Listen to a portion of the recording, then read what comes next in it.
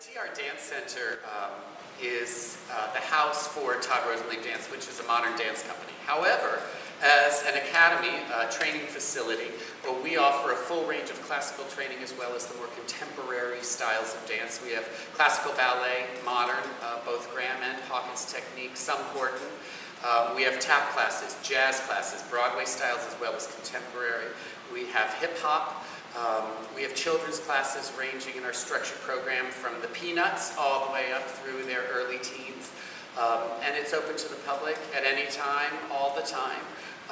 The greatest part, I think, about our classes is that we have now been here long enough that we start to see our dancers moving on to stronger, bigger, and better programs, becoming trainees with companies, being accepted places where it validates the training that we're putting in them, and over the years, their dream can come true, and that's just persistence and some knowledgeable faculty. We're very lucky to have incredible faculty, all of which had professional careers or are currently in their professional careers. So. Yeah, the center, it's just incredible to me how fast it has grown and how many people we have around here that I can remember when they said, I want to do this, I want to try this, do you think I could do this? And even like young dancers that came to us really green, mainly with the will and the passion. And for example, one of them that just recently has a part in the touring of Cats, for example.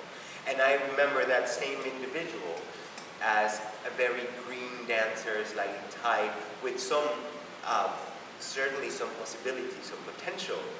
But from that to where he is now, and even if you put it in numbers, some people complain about paying $25 to come see the company, but they will go see the same dancer for $150 in a different show. It's just incredible to me. When we went in our last trip to New York, we saw students that have passed through our lives, in Green Day or So Saved.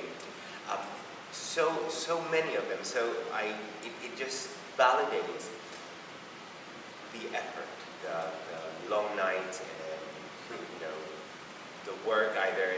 Whether it's teaching dance or screwing bars on the wall. It's true. The other thing that's great about our training facility is there is a large conditioning component, and that's mainly through our Pilates.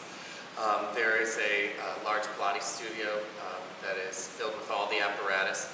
There are 12 instructors at TR Dance Center for Pilates. The mat classes have traditionally been and grew out of the dance tradition. Joseph Pilates and George Balanchine were very good friends. He called him Uncle Joe. When a New York City ballet dancer went down with injury, they went to Uncle Joe to get fixed. We count on that to not only build dancers, but also to maintain older dancers like myself.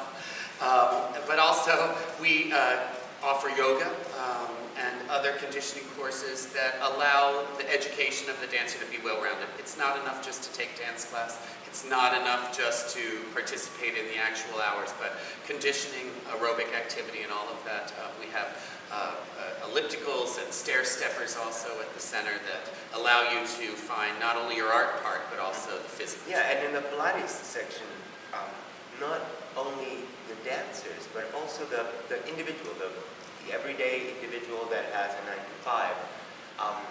That we have, there's a group of individuals that had started coming here, and in 5 years we see them grow. We see, the scoliosis get a lot better, or just their position, or some of them, their personal life have gotten a lot better. Just because there is in town a center that will invest not only in the arts that it supports, but in the individuals that support the art. I think one of the most exciting and unforgettable things to me, and also a little frightening as an adult dancer, was when we started our adaptive dance class for children with Down syndrome. It is not an uncommon program in other large cities in America to have such programs, but for us to start a new one and to figure out how it is to train children with disabilities and to make the experience incredibly good for their self-esteem.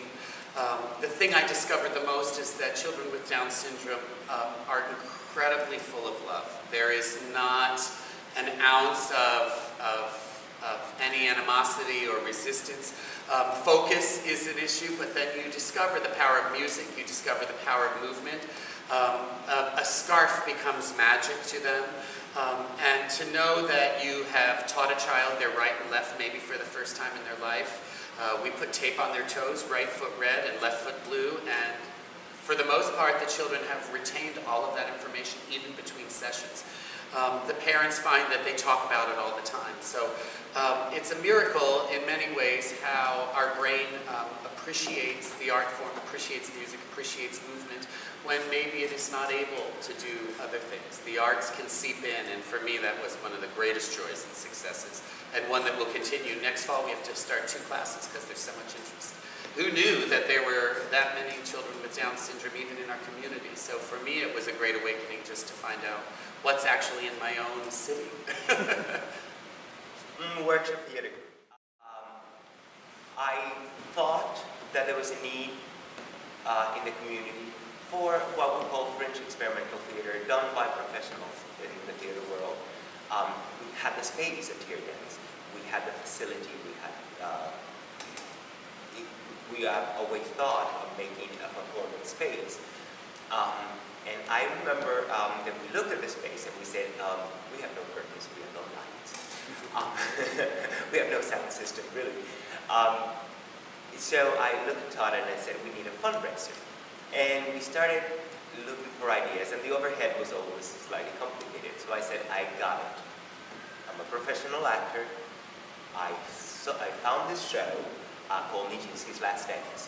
Why don't we prepare the show and show it in the space with, you know, at that moment was with really practical lights.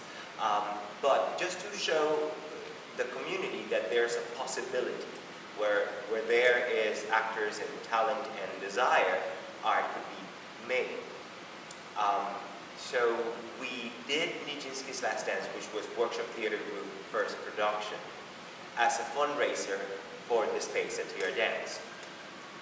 Needless to say, we did 1 weekend first, and we were completely packed.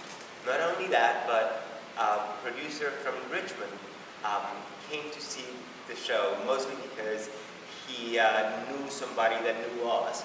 And after the show, he came to me and he said, we wanted this show in Richmond. So I realized that there was a live after that. After that, it was Indianapolis, and one after the other. In Indianapolis, somebody invited me to go to Florida. Then somebody invited me to go to the festival in Edinburgh. And so it was validation that not only were we stroking the right chord in the idea of, yes, there's a possibility in the space, but there's a possibility of creating local work that could be enjoyed worldwide.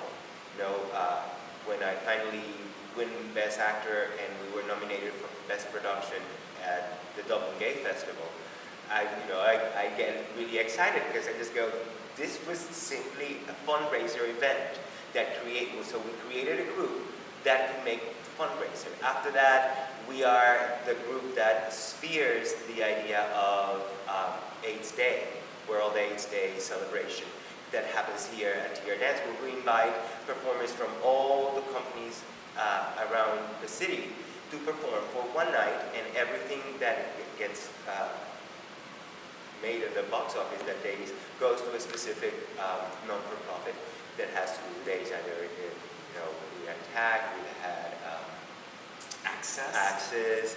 So it's in that way, I guess workshop theater has always grown from that idea of new works created around the area. But there's always that idea that it will serve the community not only as a theater piece, but also as a social movement. And so that becomes a mission.